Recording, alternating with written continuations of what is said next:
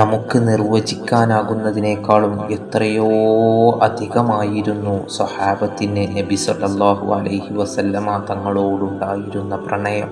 ഹുദൈബിയയുടെ സമയത്ത് നബി സല്ലല്ലാഹു അലൈഹി വസല്ലമ തങ്ങളെയും സ്വഹാബത്തിനെയും വീക്ഷിച്ച് മടങ്ങിയ ഖുറൈശി നേതാവ് ഉർവത്ത് ബിൻ മസ്ഊദ് ഖുറൈശി പ്രമുഖരോട് പറയുന്നുണ്ട്, ഞാൻ കിസ്റ ചക്രവർത്തിമാരെയും കൈസർ ചക്രവർത്തിമാരെയും നജ്ജാശി രാജാവിനെയും കണ്ടിട്ടുണ്ട്. അവരുടെ അടുത്തൊക്കെ ഞാൻ പോയിട്ടുമുണ്ട്. പക്ഷേ മുഹമ്മദിനെ തൻ്റെ അനുയായികൾ ബഹുമാനിക്കുന്നത് പോലെ അവരെയൊന്നും അവരുടെ പ്രജകൾ ബഹുമാനിക്കുന്നത് ഞാൻ കണ്ടിട്ടില്ല. മുഹമ്മദ് തുപ്പിയാൽ അതവരുടെ കൈക്കുമ്പിളിലേക്കാണ് വീഴുന്നത്, നിലത്തല്ല വീഴുന്നത്.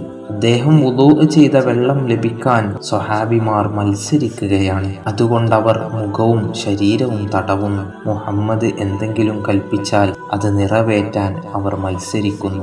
ഇങ്ങനെയാണ് സ്വഹാബത്ത് നബി സല്ലല്ലാഹു അലൈഹി വസല്ലമ തങ്ങളെ സ്നേഹിച്ചിരുന്നത്.